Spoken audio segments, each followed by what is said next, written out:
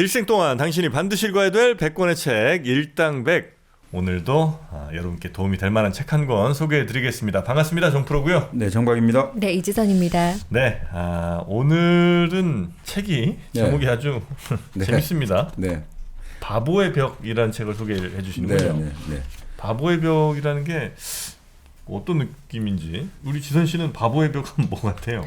바보 앞에 벽이 있잖아요. 근데 이 바보가 벽인지도 모르는 거예요. 아, 벽인데 네.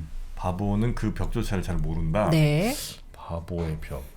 어떤 내용의 책입니까 이게? 이게 결국 이제 그 일본의 요로 다케시라고 동경대 의대 해부학 교수를 오래 하신 분인데 네. 이분이 2000년대 초반에 이 책을 썼거든요. 결국 뭐냐면 사람은 사람을 바보로 만드는 이 벽이란 게 우리 뇌 속에서 형성이 된다는 거죠. 결국 뭐냐면 벽이란 게 사실 어떻게 보면 또 우리 자연으로부터 외계로부터 우리를 보호해주고 막아주고 따뜻하게 좀 안락한 이런 걸 제공하지 않습니까? 일종의 시스템이죠. 네. 근데 이 벽에 들어가 있으면 또 어떻습니까? 이 벽이 우리를 차단을 하니까 외부와 네네. 그 벽에 둘러싸여 가지고 벽 안에 것만이 내 세상인 줄 알고 벽 너머에 뭔가 다른 세상이 있고 이런 것 자체도 모르게 만든다는 거죠. 그래서 사람을 바보로 만든다. 사실 올해 제일 이제 올해 마무리하면서 결국 어떤 책을 해볼까 생각하니까 결국 최근에 결국 어떤 사람은 구국의 결단이다. 막 그렇게 하지 않습니까? 구국의 결단으로 하고 지금도 뭔가 이게 오해가 있는데 이걸 한번 풀면 다 할 수 있다. 그리고 뭐 또 여러 가지 그런 사람들이 많지 않습니까? 각 어떤 사람들마다 그룹마다. 결국 그런 것들을 사실은 바보의 벽으로 볼 수 있거든요. 이 안에서는 다 완벽하게 진실이고 진리인데 왜 사람들은 이걸 몰라주느냐?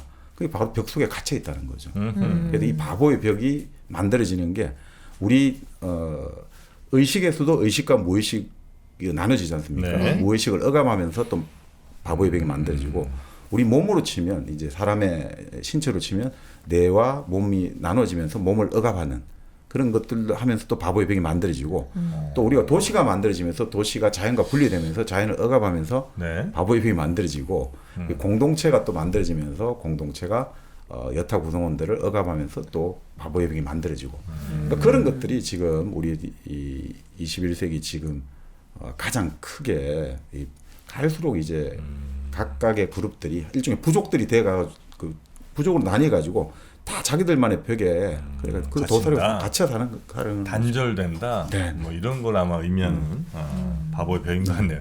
요즘 우리나라 현실을 혹은 뭐 어떤 메커니즘 누가 왜 그렇게 됐을까를 궁금한 분들께 조금 더 설명이 될 만한 그런 책이 오늘의 책이 되겠군요. 네, 바보의 벽.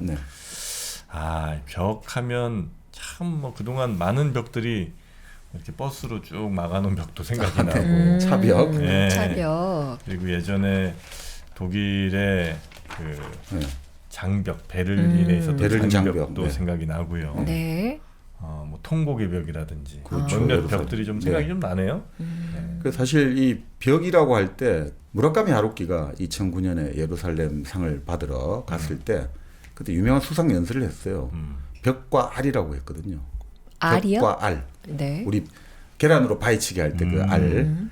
그 재밌는 말을 했죠. 혹시 여기에 높고 단단한 벽이 있고 거기에 부딪혀서 깨지는 알이 있다면 나는 늘 그 알의 편에 서겠다 이런 말을 했죠. 그러니까 이게 여러 가지 의미인데 이 벽이라는 건 아까 말씀드린 대로 그 안에서 아주 안락해요. 거기서 보호를 해주고 원래 우리가 도시를 건설했다는 것이 결국 벽이지 않습니까? 그렇죠. 성벽을 쌓아서 이제 그 안에서 안락하게 보호를 받고 사는 거죠. 이 시스템이 되는 것이죠. 근데 거기에만 머무르다 보면 그 안에 있는 것이 세상의 전부인 줄 알고 그 안에 모든 것만이 진리인 줄 알고 그 벽 바깥에 너머에 무슨 세상이 있는지 궁금하지도 않고 아예 그 바깥 너머에 다른 세상이 있다는 것도 잊어버리게 된다는 거죠. 그리고 벽은 그렇게 되면 어느 순간에 말 그대로 우리를 방해하는 우리를 막아서는 하나의 수용소의 장벽처럼 돼버리는 거죠. 그럴 때 거기에 저항하는 것, 부딪히는 게 결국은 뭐냐? 생명이고 저항, 알이겠죠. 그런 내용이 아주 인상 깊었는데 뭐 오늘 또 그렇게 한번 접근해 보시면 재밌을 것 같습니다. 지선 씨는 주로 뭘 할 때 이렇게 벽 같은 걸 느낄 때가 있어요? 뭐 사람들이랑 소통할 때라든지 아니면 뭔가를 도전하는데 도저히 뭐 안 되겠다 싶은 뭐 이런 벽을 느낄 수도 있고. 제가 흔하게 썼던 제 언어의 벽은 항상 내가 못하는 거, 내가 가질 수 없는 거에 대한 한계, 벽 이런 게 많아서 벽이 너무 높아라고 말했던 것 같아요. 강남 아파트의 벽이 너무 높아. 물질적인 것뿐만이 아니라 아, 재능. 나는 아무리 노력해도 저렇게 안 되는 것 같은 저 사람 그냥 쉽게 벌써 해버리는 것 같아서. 이건 뭐 정프로님. 저요? 네. 전 진짜 놀라는 게 올해 한 해를 또 이렇게 되돌아보면 네. 정프로님이 정말 열심히 살지만 그렇죠. 거저먹는 게 진짜 많은 것 같거든요. 거기서도 전 벽을 느낍니다. 어떻게 저렇게 잘 거저먹나? 네.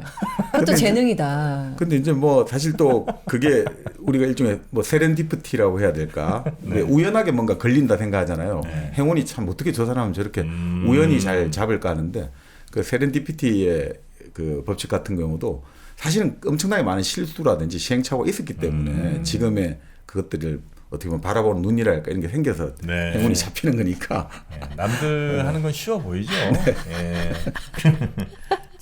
아, 그럼 정프로님은 어디서 벽을 느끼시는데? 저는요. 네. 저는 솔직히 말하면 네. 말하다 벽을 좀 느끼는 때가 많아요. 예. 진짜요? 워낙에 주위에 똑똑하고 말 잘하시는 분들이 많아서요? 아니 너무 바보 같은. 바보 같은 사람한테 아유 그래가지고 이거 솔직히 말해서 내가 네. 이거 내 생각인가? 이게 내가 아주 멍청하진 않을 거 아니에요. 네? 그래서 내가 누군가와 얘기를 해. 그럼 내가 어지간하면 알아듣고 네. 혹은 그리고 그 사람한테 내가 얘기할 때도 어지간하면 그 사람이 알아듣도록 얘기를 한단 네, 말이죠. 네, 네. 근데 이 리액션들 보면 물론 이제 잘 통한 사람도 있지만 종종 이 대한민국에서 이 한국어로 교육 중등교육은 받은 사람이 맞나 싶을 정도로 분명히 자 이건 아니고 이건 이거니까 이건 이렇게 보는 게 맞지 않겠어? 그럼 이제 걔 다른 관점이 있다는 건 나 얼마든지 좋아요. 난 네. 이렇게 생각하는데 이건 좋아. 근데 내 말도 잘 못 이해할 뿐더러 그 사람의 그 논리나 이게 너무나 허접 내지는 하여튼 너무 이게 말도 안 되는 논리를 막 얘기하면 이때 이제 벽을 느끼죠. 그러면은 갑자기 궁금해지네요. 네? 정프로님과 그 사람 사이에 큰 벽이 있는 거잖아요. 있는 지금. 거지, 그게. 예, 맞아요. 그럼 그 사람 입장에서는 정프로님이 정말 이상하게 보이는 거잖아요. 대화도 안 되고. 그게 난 되게 좀 절망적인 거예요. 아니 내가 그래도 네. 이게 내 생각이겠죠. 물론. 네. 그래도 이 정도는 아닌데 어떻게 이렇게 대화가 안 될 수가 있나. 그래서 사실 이 책에도 좀 언급되고 있습니다만 네. 그래서 보통 학자들이 네. 정치를 하러 들어오면 망하는 이유가 그것 때문이라고 하거든요. 그래요. 왜냐하면 학자들은 기본적으로 인간이 얼마나 똑똑해질 수 있는가를 연구하는 사람들이잖아요. 우리가 네. 사물이랄까 현상에 대해서 그걸 파고드니까 기본적으로 인간이 똑똑해질 수 있는 걸 연구하는 사람인데 정치의 핵심은 인간이 얼마나 바보인지를 잘 알아야 되거든요. 그러니까 대중이 바보라는 게 아니라 지금 말씀대로 정치는 기본적으로 사람이 얼마나 우매해질 수 있는가를 정확히 파악해야지 정치가 되거든요. 그래서 설득을 해야 되는데 학자들이 인간이 똑똑하다는 전제하에서 설득하려면 그게 안 먹히는 거죠. 말이 안 통하고. 그렇기 때문에 인간이 얼마나 바보인지를 알고 있어야지 어리석은지를 알고 있어야지 그래서 이제 내 상대하는 사람이 이 정도구나 생각해야지 이 사람을 어떻게 해야지 이 사람을 이해를 시킬 수 있을까 어떻게 접근해야 될까 이렇게 해야지만 결국 정치에서 나름의 설득을 할 수가 있고 의사를 관철시킬 수가 있거든요. 그래서 학문을 하는 사람이 정치권에 들어가면 다 망하는 이유가 대체로 망하는 이유가 완전 전제가 다르다는 거죠. 전제가 다릅니다. 뭐 그럴 수 있겠네요. 네. 네. 지금 마찬가지시죠. 네. 근데 그걸 나는 그냥 다른 것 나와 또 다른 사람 이렇게만 우리가 생각하는 게 맞나? 혹시 그거는 우리가 막 그냥 도망가거나 아니면 그냥 피해버리는 하나의 그냥 언어는 아닐까? 약간 좀 속으로 그런 생각을 네. 하긴 해요. 그러니까, 저 사람 생각은 나랑 다르지 뭐 이렇게 그냥 인정하는 것처럼 보이긴 하지만 그래서 관대하거나 혹은 뭐 남을 잘 배려하는 사람처럼 보이긴 하지만 사실은 그냥 포기 내지는 그냥 회피 그걸 하면서 마치 그냥 인정하는 것처럼 뭐 보이려는 건 아닌가 뭐 이런 생각도 하기는 합니다 가끔. 네. 그러니까 결국 뭐 우리가 이 책에서 결국 주제가 그런 거거든요. 네. 그러니까 결국 우리가 왜 이제 서로 간에 의사소통이 안 되고 벽이 계속 높아져가는 걸 느끼는가. 그 어떻게 보면 인간은 자기가 알고 싶지 않은 일에 대해서는 그냥 한 귀로 듣고 한 귀로 흘려버리거든요. 그래서 그 자체가 아무런 이제 영향을 주지를 못하기도 하고 또 들어오는 어떤 그 커뮤니케이션 정보에 대해서 네. 끊임없이 어떤 마이너스를 갖고 있으면 부정적으로 바라보고 있으면 계속해서 이제 하나의 어떤 흠집 잡기밖에 안 되니까 말꼬리 잡고 그럼 대화가 안 되죠. 대화의 기본은 일단 우선 긍정이 있거든요. 자, 무슨 말을 하는데 무슨 말인지 알겠다 하고 나서 내가 그 말에 대해서 지금 말의 뜻은 이런 거 아니냐라고 말하면 이게 계속 대화가 이어져 가는데 무슨 말 하는데 됐고 나는 모르겠고 그건 아니고 그럼 말이 딱 끊어져 버리죠. 더 이상 이어질 수가 없거든요. 그러니까 기본적으로는 어떻든 우리가 일단 벽을 낮추고 벽을 좀 허물어뜨려야지 이게 커뮤니케이션이 되는데 뭐 처음부터 이제 그게 없이 그냥 쫙 벽만 삭혔다 생각하면 더 이상 뭐 이야기할 수가 없죠. 약간 그리고 좀 나이가 저도 이제 벌써 한 30이 넘어가잖아요. 네. 그러면서 좀 느끼는 건 전에는 어떻게든 그래도 뭐 이렇게 저렇게 얘기를 해보려고 그랬는데 그러다가 요즘에 드는 생각은 과연 이렇게 시간과 에너지를 쓰는 게 이게 합리적인 일일까? 굳이? 저는 좀 반대로 생각했던 게 나이가 들수록 왜 언어의 벽, 그러니까 이해 못하는 게 높아만 지는가. 네. 이 책에 그런 내용이 나올까 궁금했는데 마치 네. 정프로님이 답을 주신 것 같아요. 그래요? 왜냐하면 내가 언어가 잘 안 통해 네. 사람이랑. 근데 얘도 포기하고 나도 포기하고 그게 시간이 지날수록 쌓이니까 더 그 벽이 공고해지나 이런 그러니까 생각이 뭐 드네요. 여기서 이 책에 따르면 결국 이제 사람이 이제 들어오는 정보 입력이 있고 나가는 운동 출력이 있는데 나이가 들수록 그 입출력 자체가 고정화돼 버린다는 거예요. 그러니까 이게 입력도 많이 들어오고 출력도 많이 돼야지 이게 사람의 뇌도 자꾸 써야지 이게 건강한 유연해지는데 네. 그게 어느 고정화돼 버리면 그러니까 하나의 프로그램만 컴퓨터가 계속 돌려버리면 그 컴퓨터가 더 이상 뭔가 새로운 뭡니까 일종의 운영 시스템을 업그레이드 해야지 더 많은 걸 처리할 수 있는데 계속 했던 건 우리가 예를 들어 MS 도스만 계속 써버리면 지금 새로운 것들을 우리가 쓸 수가 없잖아요. 네. 마찬가지로 그렇게 되지 않느냐 이렇게 보는 거죠. 알겠습니다. 자, 그럼 한번 이 책의 내용 한번 들어가 볼까요? 네. 그러니까 이 책은 이제 그 결국 이 바보의 벽이라는 게 뭘 몰라서 바보가 아니라 우리가 안다고 생각하는 것이 가장 크게 바보를 만든다는 거예요. 뭘 안다. 우리가 뭐 말하면 설명해 주면 나 알 수 있다. 말하면 안다. 이거 자체가 새빨간 거짓말이라는 거죠. 그러면서 그 이제 하나의 사례를 들고 있는데 예전에 이제 일본의 대학생들, 남녀 대학생들에게 뭐 다 지력은 비슷해요. 같은 대학, 같은 학과 남녀 학생들 모아가지고 영국 BBC 방송에서 만든 임신에서 출산까지의 어떤 다큐멘터리 프로그램을 시청을 시켰거든요. 근데 남녀 학생들 반응이 완전히 다른 거예요. 시청하고 나서 소감이.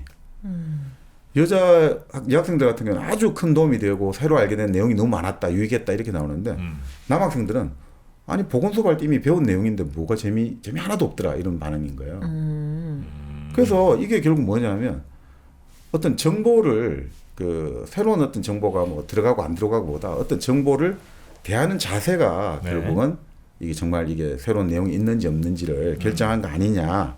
그러니까 우리는 뭔가 안다고 생각하잖아요. 지금 남학생들처럼. 이거 다 배운 건데 이건 뭐 새로운 거 아무것도 없는데. 근데 그거는 결국 뭐냐 이거죠.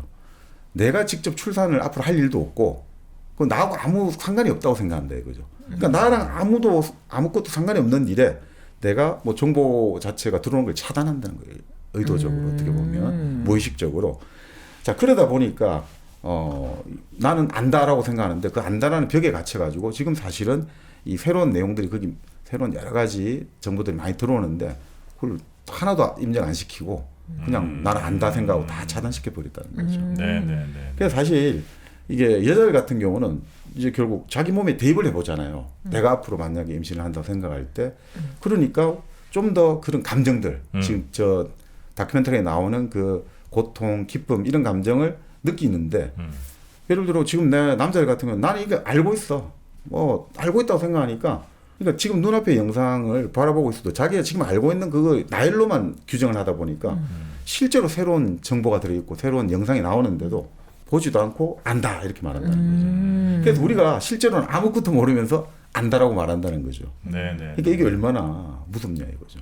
우리가 예전에 맨날 하는 말이 있지 않습니까? 내가 해봐서 아는데. 이게 제일 무서운 경험이 오류라는 거죠.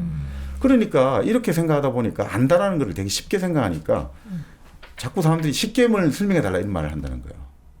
좀 쉽게 설명해 달라. 아. 내가 알아들을 수 있게 생각해 달라. 네. 근데 그게 사실 되게 위험한 발상이라는 거죠. 그러니까 사물을 안다라든지 어떤 현상을 안다라는 것은 말로 쉽게 설명되는 게 아니라는 거예요. 예를 들어 우리가 예전에 장자에 그런 말이 있죠. 네. 장자의 제왕공이 독서를 하고 있었거든요. 책을 성현의 말씀을 읽고 있었어요. 그러니까 수레바퀴 있지 않습니까? 수레바퀴 깎는 노인이 물어본 거예요. 나으리, 지금 나으리께서 읽으시는 책은 누가 지은 겁니까? 아, 옛 성현이 지으셨지. 그 성현은 지금 살아 계십니까? 아니, 돌아가셨지. 그러면 지금 나으리가 읽는 것은 그 성현의 찌꺼기만 읽고 있습니다. 이렇게 된 거예요. 그러니까 황공이 난리가 난 거죠. 너희 놈 제대로 대답 못하면 넌 오늘 목숨이 달아날 줄 알아라. 이제 이 사람이 설명을 하는 거예요. 제가 이 수레바퀴를 만들고 있습니다. 이 수레바퀴 차축하고 이런 걸 깎고 있는데, 자, 이게 우리 린치펜도 했습니다만, 이 바퀴 살과 바퀴 통과 요걸 딱 제어해가지고 딱 만들어야 되는데, 네. 요걸 너무 이렇게 바짝 해버리면 너무 쪼아지고, 이걸 또 느슨하게 해버리면 또 헐렁해지고, 이거를 말로 설명을 못 한다는 거예요, 이거를. 이거 어떻게 이걸 만들어야 될지를. 내 아들에게 아무리 가르쳐 주려고 해도, 글로 쓰려고 해도 이게 안 된다는 거죠. 네네. 그러니까 그 성현도 그러지 않았겠냐 이거죠. 정말 이게 이런 지식이나 이런 경험, 지혜는 이 뭔가 말로 해주기 진짜 힘든 거다 이거죠. 그러니까 지금 성현이 돌아가셔갖고 그 책을 읽는다는 것은 기본적으로 찌꺼기밖에 더 되겠느냐. 그러니까 예전에 우리 불교에서도 불린 문자 이런 말 하잖아요. 진정한 지혜는 네. 글자로 만들어지는 게 아니다 이거죠. 그래서 마음에서 마음으로 도가 이어져 간다. 이런 이야기를 많이 하잖아요. 사실 독서라는 게 중요하지만 독서 자체에 얽매이지 말라는 게 이런 거단 거죠. 우리가 뭔가 안다라고 생각하는 순간 이 간접적으로 경험한 걸 가지고 모든 거를 재단하는 오류를 범하지 말라는 거죠. 아니 물론 뭐 그렇다고 해서 네. 그러니까 책을 우리 어차피 읽어봤자 기억도 안 나는데 읽으면 뭐하냐. 어차피 읽어도 기억도 안 나는데 읽지 말자. 이렇게 말하는데 예전에 어떤 분이 그런 이야기를 했죠. 우리가 밥을 먹지 않냐 이거죠. 음식을 먹지 않습니까? 근데 음식 먹으면 어차피 똥 오줌으로 나오지 않냐 이거죠. 그렇다고 우리가 음식을 똥 오줌 나올 거 그냥 안 먹자 이렇게 할 수는 없지 않냐 이거죠. 결국 우리 밥을 먹듯이 책을 먹다 보면 뭔가 지금 당장에는 기억이 안 나더라도 그것이 남아 있을 거다라고 생각하면 네. 마찬가지로 이제 꼭 독서가 나쁜 거는 아니다 이거죠. 그리고 실제로 우리가 또 이제 독서라든지 강연이라든지 이런 여러 가지 것들 너무 어렵다 이런 말을 많이 하지 않습니까? 네. 그 사실 그 예전에 한번 말씀을 드렸습니다만 자크 락강이 예전에 그런 이야기를 했거든요. 왜 당신의 강연과 당신의 책은 너무너무 난해합니다. 왜 좀 쉽게 써주면 안 됩니까? 그러니까 락강이 했던 말이 내가 말과 글로 내 의미가 다 전달된다면 더 이상 이 교육은 의미가 없다는 거예요. 내가 말하는 말과 글이 저 사람이 지금 무슨 말을 했을까? 이게 무슨 내용이지? 라고 해야지 비로소 독서가 이루어지는 거다. 그러니까 모든 진정한 독서의 목적은 창조적 오독에 있다 이거죠. 그러니까 이거 자체로 보자면 무조건 우리가 뭐 책의 지연의 의미가 뭐고 의도가 뭐 이런 거 필요 없고 사실은 읽는 사람의 주체적인 뭔가 마음이랄까 이게 중요하니까. 그리고 이제 뭐 여기서 하여튼 제일 중요한 거는 그러니까 말만으로 전할 수 없고 이해될 수 없는 일이 많다. 이걸 항상 우리는 염두에 둬야 된다는 거죠. 근데 그걸 안 하고 우리는 일단 들으면 알 것 같아. 말하면 안다. 보면 안다. 이런 말을 함부로 하면 안 된다는 거죠. 아니 사실 그렇잖아요. 그러니까 이 영상에서 여자가 이제 출산한다고 진통을 하는데 그 진통의 아픔을 말로 설명이 되냐 이거죠. 출산의 아픔을. 그러니까 아무리 뭐 그걸 말로 한다고 해서 되는 것도 아니고 그러기 때문에 마찬가지로 내가 어떤 사람에게 말로서 내가 열심히 이 사람을 설득하면 이 사람하고 통할 거야. 이런 거는 착각이라는 거예요. 내가 말을 열심히 해가지고 정말 정성을 다해서 이 사람을 설득하면 이 사람이 알아줄 거야. 이것은 착각이라는 거예요. 그럼 제가 정박님께 한번 질문을 드려볼게요. 정박님은 그 책 내용을 이 책 내용을 알고 계시고 알고 계시겠죠. 아니 그러니까 이런 거죠. 우리가 사랑을 아는 것하고 사랑에 대해서 아는 것이 다르잖아요. 이 책에 대해서 우리가 아는 것하고 책을 아는 건 좀 다른 것 같아요. 근데 정박님 머릿속에는 온갖 지식들이 다 있잖아요. 아니 그러니까 이게 잡학한 지식하고 우리가 어떤 상식이라고 해야 될까 이 책에서 나오는데 그건 좀 다른 것 같아요. 근데 우리는 자꾸 그걸 착각을 조금 하는 것 같아요. 그러니까 이 사람이 상식이 깊고 넓다라든지 상식이 많다라고 하는데 그때 상식이라고 말하는 거는 우리가 보통 잡학한 지식이고 실제로 상식이라는 것은 인간이라면 당연히 그러할 것 이런 거 있잖아요. 인간이라면 당연히 이러할 것이다 라는 정도의 어떤 가능성 요게 상식이거든요. 상식적으로라고 할 때는. 근데 그건 찾기가 쉽지가 않단 말이죠, 사실. 우리가 보통 인간이라면 이렇게 생각할 거야. 보통 인간이라면 이렇게 행동할 거야 라고 하지만 그거는 시대에 따라서 또 공간에 따라서 다 달라지기 때문에 그거는 정해진 게 아니라 그때그때 우리 같이 살아가는 사람들이 서로 커뮤니케이션을 통해서 이제 결정하는 거 아니냐. 그래서 원래 커뮤니케이션의 목적이 커뮤니케이션이 소통이잖아요. 멀리 떨어져 있는 것이 서로 통하는 게 커뮤니케이션 아닙니까? 그 커뮤니케이션을 통해서 우리가 얻으려는 그 다음 단계는 뭐냐면 커뮤니언이에요. 커뮤니언.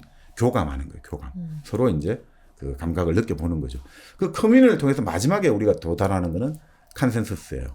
우리 흔히 말하는 공감대. 합의점. 네. 이거 컨센서스를 이루자는 거거든요. 그러니까 그게 결국은 우리가 상식이 기반하고 있는 거는 결국 커뮤니케이션을 하고 컨센서스를 이뤄내기 위해서 상식이 필요한 거거든요. 그러니까 제가 지금 질문의 취지는 저는 그냥 잡학스러운 그 정도로 봐야 되겠죠. 그러니까 이게 아주 제가 뭘 많이 안다 이런 거하고는 좀 다른 차원 아닌가 싶습니다. 네.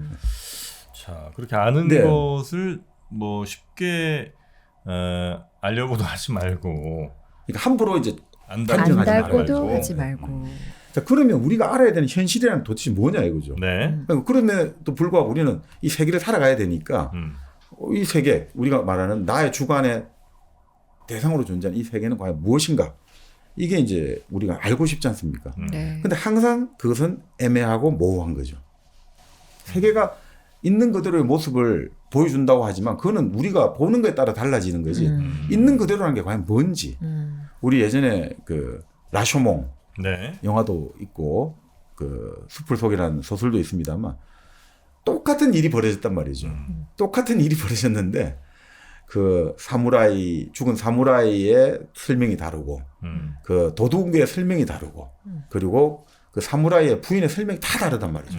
또 어떻든 결과로서는 사무라이는 죽어 있고 근데 이 죽음은 하나의 어떤 객관적 사실 같은데 네. 그걸 설명하는 게 다 달라요. 그래서 네. 진실이 도대체 이 현실이 실체가 뭔지는 아무도 모른단 말이에요.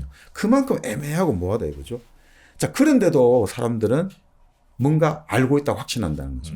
여기서 이제 9.11 테러를 예를 들었습니다. 9.11 테러. 예. 네. 9.11 테러를 우리는 알고 있다고 확신하잖아요. 9.11 테러 사건에 대해서. 네. 근데 우리가 알고 있는 거는 사실 TV나 언론에 나오는 영상과 텍스트 정도잖아요. 네. 그러니까 사실 그 자리에 있었던 사람들의 감정이나 공포를 우리는 알 수가 없잖아요. 그 테러가 일어났던 현장에 그 있었던 사람들의 감정이나 공포. 근데 우리는 뉴스만 보고도 뭔가를 훤히 아는 느낌이 든다는 거예요. 뉴스만 보고 있으면. 그 착각을 하게 되잖아요, 우리는. 뉴스를 봤는데도 뭔가 다 아는 느낌. 네. 뭐 최근에 비상계엄 사태도 마찬가지인데 사실 우리가 현장의 충격과 공포를 어떻게 알겠냐 이거죠. 그런데 뉴스를 보다 보면 아주 현실을 쫙 아는 것 같은 느낌이 든다 이거죠. 그러니까 이게 과연 현실을 잘 아는 것인가? 이게 근데 그렇게 간단하지 않거든요. 사실은 우리가 앵글이라는 게 어떤 각도를 비추냐에 따라 다르고 누구를 인터뷰하냐에 따르고 어떤 위에서 아래를 이제 촬영을 하느냐 아래에서 위를 촬영에 따라 또 다 달라지고 그러니까 이게 사실 우리가 뭘 안다는 게 정말 간단하지 않다 이거죠. 자, 그러니까 인간은 뭘 찾느냐? 확실한 뭔가를 항상 갈구한다는 거죠. 네. 이 불확실한 현재를 한눈에 다 아는 사람, 아는 존재. 현실의 인간으로 알 수 없는 현실의 모든 것을 완전히 파악하는 존재. 그래서 신이 나왔다는 거죠. 그래서 신이 나왔다는 거죠. 이 불확실한 우리의 어떤 이 불완전한 네. 그러니까 항상 이 현실은 우리에게 있는 그대로의 모습이 아니라 우리가 아는 것은 항상 우리의 어떤 감각의 프리즘을 통해서 항상 굴절된 모습으로 들어오는데 이것들을 어떻게 하면 우리는 좀 더 확실하게 완전하게 알 수 있을까? 그래서 항상 그 사람은 갈구하게 돼 있는데 그 갈구에서 종교가 나오고 신이 나오고 특히 유일신이 나왔다는 거죠. 말 그대로 전지전능해야 된다 이거죠. 전지전능하면 뭔가 이 세상이 끊임없이 변하고 끊임없이 요동을 치는 것 같은데 변하지 않는 뭔가 딱 한눈에 다 모든 걸 바라보는 느낌들.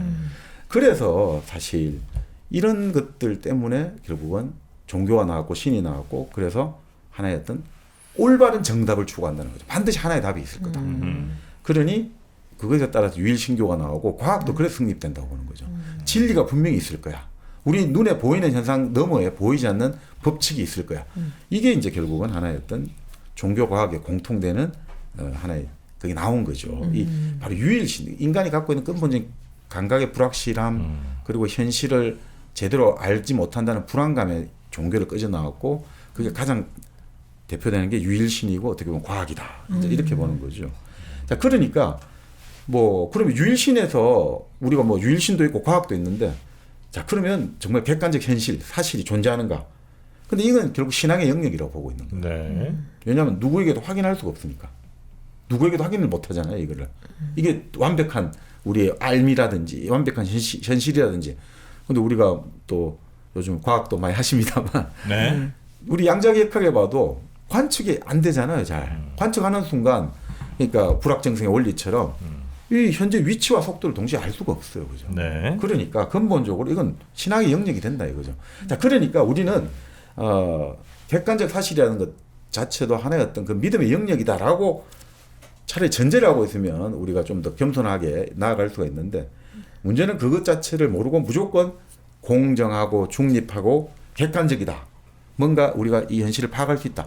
이렇게 믿으면 그게 아주 위험해진다는 거죠.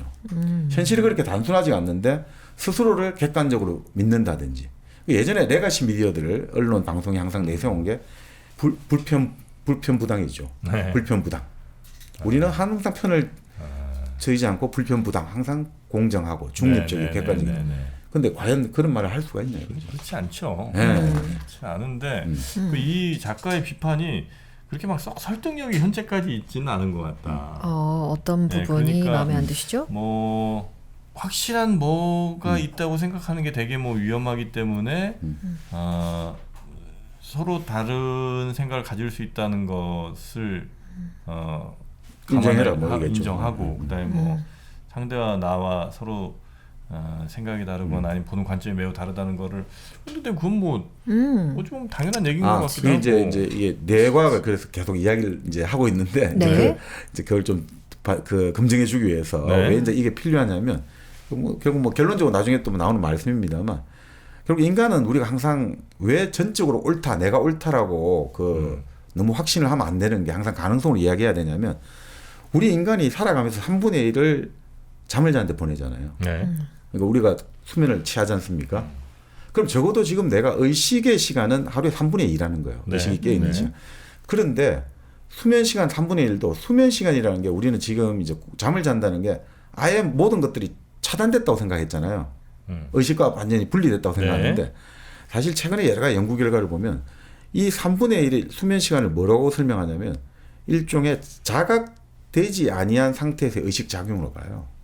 그래서 우리가 꿈을 꾸는 거죠, 무의식이. 네. 그러니까 스스로 깨어있다는 그 생각은 하지 않은 상태에서의 어떤 의식 작용이라고 보거든요. 그럼 3분의 2는 내가 의식을 하지만 3분의 1은 내 의식과 다른 무의식이 지배하는 세계다 이거죠. 그럼 적어도 내가 지금 뭔가 이것이 옳다고 확신하는 것은 내 삶에서 내 하루의 생활에서 3분의 2만큼 맞을 수 있다 이거죠. 66%만 맞는다는 거죠. 100%라는 것은 존재하지 않는다는 거죠. 그러면 그것을 좀 더 감안하더라도 우리가 나의 의견이 맞다고 할 확률은 기본적으로 이제 50%다 이거죠. 우리 뇌를 쭉 보더라도. 그러니까 우리가 어떤 이제 사회에서 주장을 하고 사람들하고 이야기를 할 때 기본적으로 왜 절대적으로 이것이 옳다, 절대적으로 이것은 아니다라고 그런 태도를 취하지 않아야 되는 이유를 이제 이제 이 사람이 뇌과학을 가지고 쭉 이제 이야기를 하고 있는 겁니다. 이 지금 주장을 이제 뇌과학으로 푼다는 거죠. 네가 아는 게 다가 물론 이분은 아니야. 이제 뇌과학 전문가는 아니에요. 이분은 네. 해부학을 한 사람이고 네. 해부학을 평생 한 양반인데 근데 해부학을 했지만 일본의 아주 독특한 이제 나름의 사상가로 인정을 받고 있거든요. 네. 그 지점에서 한번 보시면 예.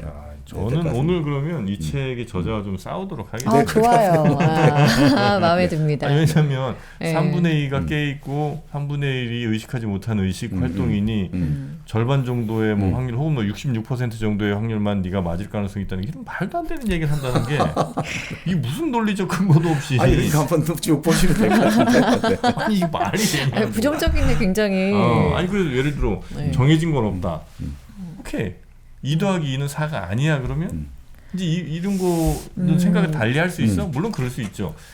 사람 둘이서 서로 사랑에 뭐 주고받는 대화가 둘이 네. 서로 했으면 이게 갑자기 5가 될 수 있고 10이 될 수 이건 이제 우리 감정적인 얘기인 거고 네. 그게 아니라 수학적으로 2 더하기가 4라는 거를 만약에 부정하는 순간 그때부터는 지금까지 쌓아온 뭐 과학이든 철학이든 어떤 우리의 논리 체계들이 다 무너지는 건데 그렇게 갈 수는 없는 거 아니에요.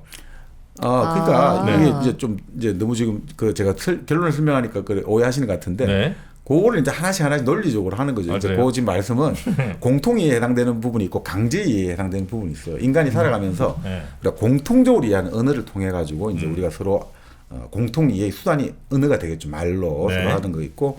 근데 그 말에서 좀 더 추려내는 게 논리고 수학이고 과학이다 이거죠. 그러니까 수학 같은 경우는 강제 이해예요. 강제 이해. 2 더하기 2는 4라는 건 강제 이해. 이거는 그 말 그대로 바꿀 수 없는 바꿀 거예요. 수 없는 거예요. 그렇죠. 그러니까 그리고 그 수학에다가 실증이 붙어지는 것들이 바로 과학이죠.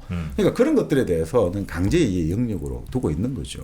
그러니까 우리가 안다라는 것이 예를 들어 무조건 뭐 이게 50%가 아니라 공통의 영역이 있고 강제의 영역이 있고 하는데 네. 문제는 이제 인간이 거기서 이제 변하는 것과 변하지 않는 것이 있는데 지금 이제 현대에 들어와 가지고 그 지금 전도 현상이 일어나 버렸다 이거죠. 변하는 것과 변하지 않는 것이 뭐 좀 이따 설명드리겠습니다만 본래 인간은 사람은 변하거든요. 그리고 정보는 변하지 않는 거거든요. 근데 지금 현대에 들어와 가지고는 사람은 변하지 않고 정보는 변하는 걸로 전도 현상이 일어났어요.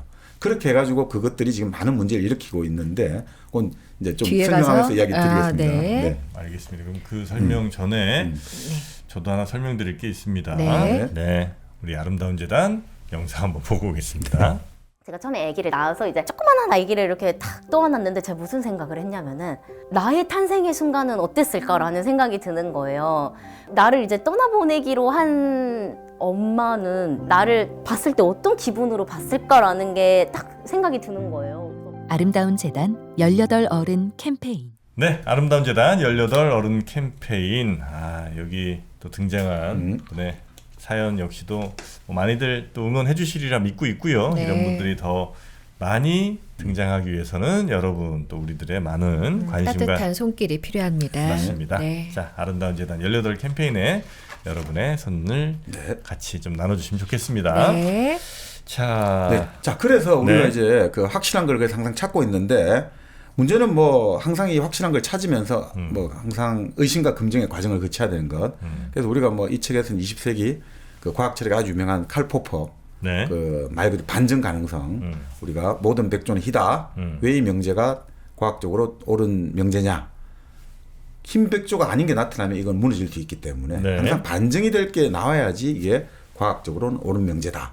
이런 걸로 말이 많이 나오지 않습니까? 네. 그러니까 항상 그런 듯이 의심과 검증을 과정을 거쳐야지 그 확실성을 더 좀 더 이제 튼튼해진다 이런 말을 하는 거죠. 자, 그런데 이제 결국은 인간이 그 확실한 것들을 그를 찾기 위해서 이제 불안정한 어떤 상태를 거쳐야 되는데 보통 그것들에 이제 우리가 견디지 못한 불안정한 상황을 못 견디면 그래서 대부분 사이비 종교로 빠진다든지 그렇게 이제 보통 많이 되는 거죠. 자, 그래서 아무것도 믿지 말라 이런 게 아니고, 그러니까 우리가 일기예보 나올 때 강수 확률 몇 프로, 항상 퍼센트로 믿는 이제 습관을 가지는 게 필요한 거 아닌가. 그러니까 과학 같은 경우도 이번에 좀 그런 이야기를 하고 있어요. 과학도 이데올로기가 아니라는 거죠. 과학도. 과학은 이데올로기나 종교는 그 내부에서는 100% 진실이에요. 그죠? 내부에서는. 그래서 모든 교리는 신자들에게는 100% 진실이에요. 네. 그러니까 교리하고 진리는 다른 거죠. 교리는 그 이제 신자들에게는 진리인데 네. 밖에 있는 사람한테는 진리가 안 되는 거죠. 그러니까 이데올로기는 기본적으로 폐쇄적인 거예요. 그래서 과학이라는 것은 이데올로기 아니기 때문에 네. 그래서 100%는 아니라는 거죠. 그래서 항상 뭐 이런 이야기입니다. 자기 교정을 할 수 있고 자기 성찰을 할 수 있는 내부적인 어떤 시스템, 검증 시스템을 갖고 있으면 그게 이제 과학이 되는 거죠. 자, 그러면서 이제 그 지점에서 우리가 결국 이제 바보의 벽이라는 것들은 결국 의심과 검증 없이 스스로 이제 확실성을 추구하면서 네. 이것만이 맞다라고 벽 속에 갇히는 것들. 이것이 이제 바보의 벽에 갇히게 된다라고 이제 설명을 하고 그러니까 우리 뇌 속에서 무슨 일이 일어나는지를 한번 보자 이거죠. 네. 뇌는 기본적으로 이제 이 사람은 입력과 출력으로 설명하고 있어요. 입력과 출력. 입력은 우리 감각신경, 오감으로 들어오는 것들이 입력이죠. 네. 모든 자극 정보가 들어와요. 출력은 결국 이제 우리 운동신경으로 출력이 나가는 거죠. 그런데 뭐 이게 꼭 손발 움직이는 게 아니라 머릿속으로 생각이 일어나는 것도 출력이 되는 거고 말을 하고 글을 쓰고 손짓 표정 이것도 다 출력이 되는 네. 거죠. 네. 자, 이런 식으로 이루어지는데 근데 문제는 우리가 어떤 사람하고 말이 안 통하잖아요. 그럼 이 사람은 왜 이럴까라고 할 때 이 사람은 이 방정식 하나를 내고 있습니다. Y는 AX라고 해요. Y는 AX? AX. Y는 출력이에요. 출력. 네? 네. X는 입력이에요. 네? A는 이제 일종의 내 속의 어떤 개수죠. 개수. 개수? Y는 3X 할 때 3이 개수가 되잖아요. 네. 그러니까 문자 숫자 있을 때 숫자가 이제 개수가 되는데 A는 이제 말 그대로 이 현실의 무게를 느끼게 하는 거죠. 현실의 무게를. 현실의 무게. 자, 그러면 A가 0이 되잖아요. 네. A가 0이 된다. 어떤 경우냐? 한 귀로 듣고 한 귀로 흘린다. 아니, 그렇죠. Y는 A가 0인 거예요. 식을 만들었어 이분이. 네. 자, 그러면 우리가 부모님이 계속해서 밥 먹어라, 뭐 공부해라 말 안 듣는 애한테는 부모의 말이 개수가 A 0인 거예요. 현실은 무게감이 하나도 없는 거예요. 그래서 한 귀로 듣고 한 귀로 나가니까 전혀 입력이 들어가도 이 출력하고 연결이 안 된다는 거죠. 그러니까 우리가 어떤 사람하고 아니 이렇게 말을 했는데 왜 이렇게 말을 하는데도 행동을 안 할까? 그거는 이제 이 출력 개수가 0이다 이거죠. 그 입력을 아무리 해도 행동에 영향을 안 주니까. 부모님 출격해요. 이거는 못 참겠다. 왜요? 아니 그러니까 네. 이거를 저는 이게 이 식이 있다고 그래서 되게 기대 많이 했단 말이에요. 이거 딱 근데 아니 뭐 그분들 제가 비하는 게 아니라 왜요? 김창옥이나 저 김미경 선생님들 네. 그분 너무 재밌는 강의를 하시잖아. 네. 그분들이 딱 하시면 사람들이 어머 할 만한 딱 그 얘기를 여기다 적어 놓으니까 너무 실망스러운데. 아니 이걸 기본적으로 우리 내 시스템을 알아야 되니까. 아니, 개수가 0이라는 게 네. 우리 인간의 활동이나 언어를 이 디지털도 아닌 아날로그로 쭉 이어진 이 선형상에서 어디서 갑자기 0을 끊냐는 거예요. 네. 아니 그러니까 0에 가깝다 이거 되는 거죠. 0일 쭉 있고 0에 가깝다 이거고. 자 이렇게 하고. 걸려들었어 이 사람은 나한테. 오늘 끝났다. 아, 끝났어요. 근데 이제 0인데 무한대도 있죠. A 개수가 무한대가 되는 경우 있죠. 예를 들어 네. 아주 그 종교를 열심히 믿는 그 신도라든지 원리주의자, 근본주의자들에게는 그 현실의 무게가 그냥 무한된 거예요. 그러니까 목숨도 아끼지 않고 그냥 행동을 하는 거죠. 그러니까 그런 식으로 이제 정할 수 있는데 네. 뭐 요게 이제 말 그대로 행동에도 들어갈 수 있고 감정에도 들어갈 수 있는 거죠. 네. 그래서 이제 뭐 A가 플러스가 되면 될수록 이제 그게 긍정적인 작용을 하게 되고 우리가 네. 그래서 그 어떤 좋아하는 사람이 오고 이런 사람이 오면 우리가 미소를 지인다든지 그리고 싫어하는 사람이 오면 마이너스니까 해피하게 된다든지 그리고 0인 경우는 있죠. 0인 경우는 아예 어떤 입력이 되더라도 내가 무시해버리는 것들. 근데 그게 이런 경우가 있잖아요. 우리가 길을 걷다가 계속해서 신경 쓸 수는 없잖아요. 길을 걷는데 뭐 어디서 하늘이 무너질까 땅이 꺼질까 이게 신경 쓸 수는 없잖아요. 그냥 네. 우리가 쭉 따라가야 되잖아요. 그럴 때는 과감히 우리에게 많은 정보가 들어오지만 차단을 해버리잖아요. 그럴 때는 0인 거죠. 그러니까 아니, 사실 이것도 네. 나는 그냥 뭐 레토릭처럼 그냥 재밌는 말처럼 하는 거라면 오케이 뭐 그렇게 표현할 수도 있지. 근데 그렇지가 않죠. 왜냐하면 우리가 길을 아무 생각 없이 걷는 것 같지만 우리 뇌에서는 시각적 정보들을 끊임없이 받아들이면서 네. 내가 의식은 잘 안 하지만 뭐가 날라오는지 앞에 뭐 나의 그 가림막이 있는지 이런 것들을 끊임없이 계속 계산을 하면서 가는 거 아니에요. 네. 이 사람이 갑자기 기침을 휙 하면 나는 그걸 살짝 피하고 이런 것들은 그러니까 절대 0이 될 수가 없다는 거죠 나는. 그러니까 네. 그게 아니라 이제 아까 말씀드린 나와가지고 하늘이 무너질까 예전에 기후하듯이 네. 그러니까 우리가 모든 것이 예를 들어 가지고 우리가 하나의 어떤 그 확률의 문제고 아까 말한 확률의 문제고 네. 모든 것이 개연성의 문제면 이 사람들이 불안해 살 수가 없지 않겠냐라고 생각을 하지 않습니까? 그러니까 모든 것이 그러면 내가 지금 하늘이 무너진다, 땅이 꺼진다도 확률의 문제로는 아무리 미세하다 존재하니까. 근데 인간은 기본적으로 그 예를 들어 이 개수 행동 개수 A를 그 0에 가깝게 해놓으면 이런 것들에 대해서는 기본적으로 차단하는 하나의 메커니즘을 가지고 움직인다는 거죠. 말 그대로 우리가 들어오는 이런 것들은 당연히 다 처리를 하죠. 근데 익숙한 패턴화돼 버리면 우리는 그걸 없는 걸로 처리하는 거예요. 또 하나는 패턴화돼 버리면. Y라는 게 출력값이잖아요. 네. X라는 게 입력값이고 여기에 개수가 뭐가 들어올 때 비례로 이게 입출력이 늘어나거나 줄어들지 않을 거 아니에요. 곱하기야. 아니 그거는 이제 여기서 이분이 설명을 하기 위해서 하나 했던 1차 방정식을 만든 거고 이거 자체를 너무 그냥 아니 식이 너무 어렵네. 아니 큰 설명을 하기 위한 거죠. 일종의 인간의 행동의 개수, 감정의 개수가 있다는 것이고 그거에 따라서 인간은 다르게 작용하니까 왜 우리가 서로 대화가 안 되느냐. 이 행동의 개수가 감정의 개수가 현실감을 주지 못할 때 이 사람하고 대화가 못 된다는 거죠. 그러니까 그 사람이 아까 지금 우리가 대화를 하면서 이 사람 이거밖에 안 되나라고 생각하는 거는 실제 그 사람 지력이 그럴 수도 있지만 예를 들어 가지고 영진 씨가 하는 말이 그 사람에게 있어 가지고는 현실감이 거의 안 들리게 하니까 A 개수가 0에 가깝거나 마이너스가 되니까 이 사람은 전혀 엉뚱한 소리를 하고 그래서 서로 이게 안 되구나 이런 생각이 든다는 거죠. 오늘 그러니까 그걸 정프로님은 이걸 과학적 보다처럼 하지 마시고 김미경 씨는 김창옥님의 강의를 듣고 있다 생각하고 좀 들어달란 말이에요. 아시겠죠? 그럴 거면 그냥 차라리 말로 인간에게는 뭐 외부의 자극을 드리는 그런 것과 그걸 잘 처리하는 너무 멋지게 식으로 만들어가지고요. 개수가 있어요. 뭐 이런 네. 문제는 뭐 그래 그럴 수 있는데 X, Y 막 나오길래 난 진짜 뭐가 있는 줄 알았거든요. 그러나 하여튼 저랑 우리 작가분과의 사이에서 약간 바보의 벽이 좀 있는 것 같아요. 벽이 있네. 그걸 보여주시는 사실은 거네. 이 우리 요로 다케시 교수의 주장은 평소 정영진 씨의 생각하고 아주 정프로의 생각하고 아주 비슷합니다. 아 그래요? 아주 통찰력이 있는 그래요? 겁니다. 나중에 벽에 금 같네. 아직 근데 벽은 있죠. 네. 자, 그래서 우리 인간에게는 이제 안다라고 할 때 그 아까 말씀드린 공통 이해가 있고 강제 이해가 있는데 결국 우리 인간의 쭉 이제 인간의 뇌도 그렇고 인간 사회는 기본적으로 공통 이해 영역을 넓혀가는 방향을 가지고 있다 이거죠. 그죠? 우리는 공통 이해가 넓어져 가는 거예요. 왜냐하면 대표적인 게 매스미디어죠. 어떤 사건이 벌어졌는데 우리가 동시에 뉴스를 보고 영상을 보면서 다수의 많은 사람들이 어떤 사실이나 현상에 관해서 공통의 정보를 습득하게 됐단 말이죠. 그러니까 공통으로 이해할 수 있는 것들이 넓어져 간다는 거죠. 그렇겠죠. 그러니까 이게 공통 이해를 추구하는 것이 문명의 자연스러운 흐름인데 요즘 이제 사람들 21세기, 20세기 후반부터 개성을 추구하자. 개성적이 되어라. 근데 마치 그게 의식에서의 어떤 독특함을 개성으로 생각한다는 거예요.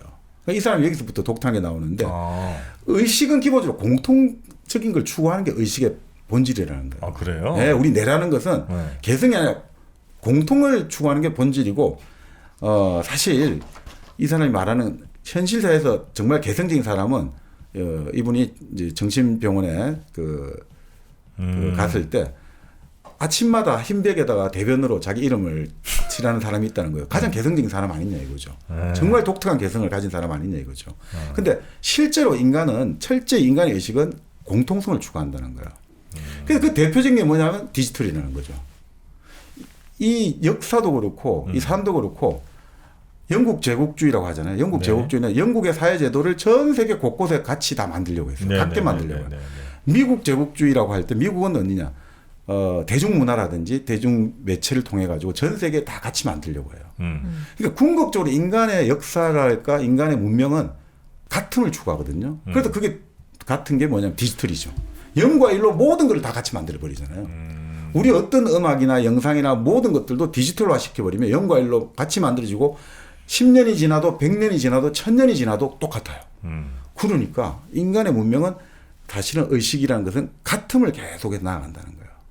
그런데 우리는 이 공통성을 확보하려고 언어의 논리랄까 문화의 전통이랄까 수학, 과학 하는데 문제는 개성을 자꾸 지금 강조한다 이거죠. 개성을 적이라. 근데 이 사람이 주장하는 인간의 개성은 어디 있냐 이거죠. 인간의 개성 간단하고 봅니다. 이 사람 몸에 있다고 봐요. 자기 몸.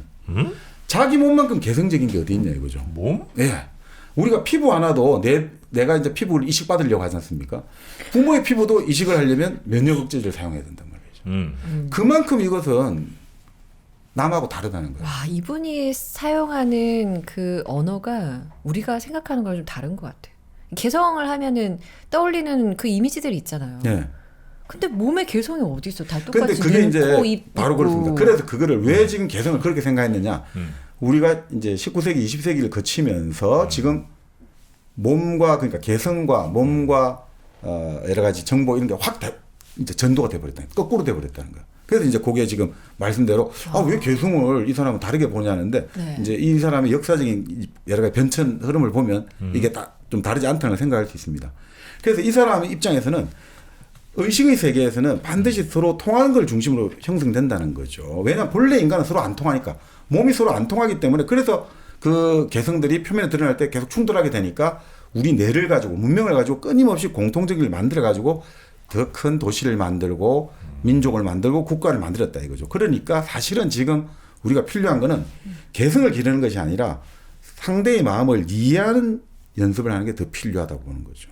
이미 개성은 주어져 있다. 나의 몸으로서 신체로서 이미 주어져 있는데 왜 우리는 자꾸 그 개성을 주어진 개성을 도외시하고 오히려 공통성을 추구해야 되는 의식에서 자꾸 그것을 벗어나서 우리만의 벽을 쌓고 나는 너와 달라라고 가느냐 이걸 이제 말하고 있습니다. 그래서 이제 패트가 나는 변하지만 정보는 변하지 않는답니다. 이게 무슨 말이냐면 개성을 우리가 몸으로 자꾸 이제 예전엔 생각했는데 지금은 뇌로 생각한다 이거죠. 정보와 인간도 그렇게 생각하는 거죠. 자, 우리는 이렇게 생각하잖아요. 정보는 변하는데 우리 인간은 변하지 않는다. 우리 그렇게 생각하지 않습니까? 우리 사람은 변하지 않는다고 생각하잖아요. 아니 그렇잖아요. 어제 나하고 오늘의 나는 똑같은 나지 어떻게 내가 달라지느냐라고 우리는 지금 생각하잖아요. 그렇기 때문에 우리는 이름도 처음부터 끝까지 하나 이름으로 계속 쓰고 주민등록번호 쭉 같이 가고 왜냐하면 10년 전에 나와 20년 전에 나와 지금의 나는 변하지 않는다. 하나의 어떤 우리는 고유한 그 어떤 절대 남에게 바꿀 수 없는 개성이 있다. 그것이 나라는 사람이기 때문에 나는 절대로 변하지 않고 그 대신 정보는 끊임없이 얼마나 많이 쏟아져 나오냐. 정보는 끊임없이 변한다라고 보잖아요. 자, 그런데 이거는 결국 우리 뇌가 만든 작용이다 이거죠. 우리는 사실 날마다 변하지 않습니까? 우리 세포도 변하고 계속해서 변하는데 우리 뇌 속에서는 아까 말씀드린 뇌라는 것은 끊임없이 공통적이고 동일한 걸 추구하기 때문에 네. 이 뇌의 작용 때문에 우리는 변하지 않는다고 생각하는 거죠. 근데 실제로는 정보가 변하지 않죠. 그죠? 정보라는 건 안에 딱 우리가 뉴스가 찍히고 텍스트가 찍힌 상태에서 이게 딱 한번 출력이 돼버리면 그건 변하지 않지 않습니까? 그러니까 생명체는 변해도 내 말을 담고 있는 뭐 파일이라든지 테이프라든지 이런 거는 이제 변하지 않는데 사실 지금은 우리는 이제 거꾸로 됐다 이거죠. 정보는 변하고 우리는 변하지 않는다라고 이제 현대 사회는 정보화 사회가 됐다는 거죠. 그래서 사실은 네. 이 정보화 사회의 특징은 변하는 생명체인 나 자신이 이제 정보화되고 있다는 거죠. 나는 변하지 않고 있다고 생각하는 거죠. 사실 그래서 내가 어떤 경우에도 나는 나다. 어제의 나는 오늘의 나고 오늘의 나는 내일의 나다. 나는 나라고 계속 주장하고 있거든요. 그게 결국 근대적 개인인 거죠. 근대적인 개인. 나는 생각한다. 고로 나는 존재한다는 근대적 개인은 그리고 절대 인디비주얼이잖아요. 절대 나눠질 수 없는 이 근대적 개인은 사실은 나는 변하지 않는다고 하니까 변하지 않는 정보로 자기를 규정해요. 실제로 나는 생로병사의 단계에서 끊임없이 변하고 있는데 마치 나는 변하지 않는 뭔가 정보처럼 내 자신을 규정하기 때문에 그러니까 나는 변하지 않는 특성이 있고 그게 나의 개성이다라고 주장하는 거죠. 자, 그런데 예전 사람들은 이런 식으로 생각을 안 했단 말이에요, 실제로. 그러니까 이 예전 사람들이 어떻게 생각했나 보자. 이거죠. 옛날 사람들은 괄목상대란 말을 썼어요. 그 삼국지에 나오는데 그 오나라에 여몽이라는 장군이 있는데 아주 좀 무식했어요. 그래서 노숙이 좀 놀렸죠. 그래서 여몽이 이제 열심히 공부를 했어요. 그래서 노숙이 3일 뭐 좀 오랜만에 봤더니 너무 유식해진 거예요. 그래서 너 어떻게 이렇게 사람이 달라졌냐니까 여몽했던 말이 괄목상대. 선비가 3일을 안 봤으면 3일 후에 볼 때 눈을 비비고 봐야 된다. 그만큼 그 사람이 달라졌다 이거죠. 네. 무슨 말이냐면 옛날 사람들은 사람은 끊임없이 달라진다고 본 거예요. 사람은. 인간은 늘 변한다고 본 거예요. 그렇기 때문에 인간이 어느 순간에는 종소리를 듣고 이 종소리는 희망의 종소리다. 또 어떤 순간에는 저 종소리는 인생 무상의 종소리다. 이 제야의 종소리 이렇게 볼 때 또 한 해가 가고 또 한 살을 먹구나. 희망과 느끼기도 하고 또 어떤 사람은 절망을 느끼기도 하고 또 나라는 사람은 내가 기분이 좋을 때는 희망으로 내가 기분이 나쁠 때는 절망으로 그러니까 인간이 변하기 때문에 이렇게 달라진다 이거죠. 그래서 옛날 사람들은 괄목상대란 말을 썼고 군자 표변이라는 말을 썼어요. 표변이란 말이 지금 안 좋잖아요. 갑자기 그죠? 지금까지는 잘해주다가 갑자기 바뀌는 걸 보고 우리가 표변했다. 저 사람 진짜 그 사람이 그럴 줄 몰랐다. 하루아침에 표변한다 이러는데 본래 군자 표변이라는 말은 이런 뜻이거든요. 표범의 무늬가 가을이 되면 아름다워지거든요. 이게 무슨 말이냐면 군자는 잘못을 깨달으면 즉시 바로 잡는다. 그러면 아름다워진다고 하는 거야. 군자라는 사람들. 그러니까 인간이란 거는 내가 잘못한 내가 있는데 이 잘못을 깨달아갖고 즉시 바꾸면 사람은 바뀐다는 거예요. 완전히 다른 사람으로. 우리가 지난번에 영화 타인의 취향 했습니다만 타인의 취향에 인간이 변하냐 변하지 않는데 인간이 변한다는 것이거든요. 네. 그래서 사람들이 좋아할 수 있어요. 인간은 결국 변하구나. 저렇게 나름 악독해 보이고 바늘로 찔러도 피도 한 방울 안 날 것 같은 사람도 변하구나. 그런 것들을 사실 뜻하거든요. 그러니까 옛날 사람들은 인간은 변하고 정보는 안 바뀐다고 본 거예요. 그래서 우리가 인간이 변한다는 게 어떻게 변하냐면 아니까 변한다는 거야. 안다는 것들. 그래서 아까 우리가 안다는 게 사실 그 쉬운 게 아니라 했던 게 바로 이런 거거든요. 우리가 책을 보고 뭐 읽으면 안다. 말을 들으면 안다. 이게 아니라 이 아주 재밌는 이야기를 합니다. 학생들이 자꾸 안다. 뭐 선생님이 자꾸 안다라고 하는데 뭐가 아는 겁니까? 할 때 이 바로 이야기를 이렇게 하고 있습니다. 안다는 것은 말이야 근본적으로 치료법도 없고 반년밖에 못 사는 암 선고를 받는 거와 똑같다는 거예요. 내가 지금 너 이제 반년밖에 못 살아라는 선고를 받는 게 안다는 거예요. 자, 그럴 때 벚꽃을 봐라 이거죠. 그 선고를 받고 나서. 그러면 저기 핀 벚꽃이 완전히 달라 보이지 않냐 이거죠. 내가 암 선고를 받기 전에 벚꽃하고 네. 작년에 본 벚꽃하고 완전히 달라진다. 안다라는 것은 자신이 완전히 바뀌는 일이다. 세상을 완전히 달라 보이는 게 안다라는 거예요. 사물을 바라보는 방식이 바뀌는 게 안다라는 거예요. 말 그대로 지동설을 알고 있을 때의 세상하고 내가 지동설을 깨고 천동설을 아는 세상은 완전히 달라진 거예요. 아무리 똑같은 세상이라 해도 완전히 바뀌는 거예요. 그리고 진화론에 있던 세상하고 창조론에 있던 세상이 완전히 달라지고 쿠데타 이전과 이후의 세상이 완전히 달라지고 신분제 사회에 사는 거하고 계급제 사회가 완전히 달라지고 그러니까 옛 사람들이 안다, 배운다, 학문이라는 것은 그렇게 해석한 거예요. 이건 서양 동양을 막론하고 다 그러는데 우리 동양 같은 경우는 학문의 뜻이 박이학, 절이문입니다. 배운다는 것은 박이학, 넓게 배우고 묻는다는 것은 간절, 절이문이에요. 간절해야 되는 거예요. 이게 결국은 사람을 바뀐다는 전제입니다. 그래서 끊임없이 사람은 실제로 서양에서 최근에 이제 여러 가지 독서하는 뇌를 살펴보니까 네. 책을 읽고 우리가 강연을 듣고 생각을 하면 이 뇌가 바뀌어요. 그게 사람이 바뀌는 거예요, 사실은. 그래서 우리가 항상 하는 말이 괄목상대 군자포변입니다. 동물은 절대 변하지 않습니다. 동물은 변하지 않아요. 본능에 따라 살아가는데 인간은 처음 태어난 것에서 끊임없이 변할 수 있습니다. 그래서 불교에서는 누구라도 부처가 될 수 있다. 누구라도 부처가 될 수 있다는 게 그 말이고. 근데 이제 또 하나의 말씀을 드리면 EBS에 자신 있게. 네. 자신 있게 갑니다. EBS에 나도 할 거 많아 지금. 네. 개를 치료하는 네. 의사 선생님들 네. 나오잖아요. 네. 개를 그냥 막 때리던지 아니면 훈련을 시키면 네. 개가 변하잖아요. 네. 그러니까 이 책의 가장 큰 문제, 이 책까지는 아니고 하여튼 이 부분의 가장 큰 문제는 변한다는 걸 뭘로 정의하느냐에 정의가 대해 제대로 안 없이 돼 있고 그냥 변한다 안 변한다 얘기하면 이거 되게 애매하게 다 갖다 붙일 수는 있는 거예요. 예를 들어서 옛날 사람들은 신분이 안 변해.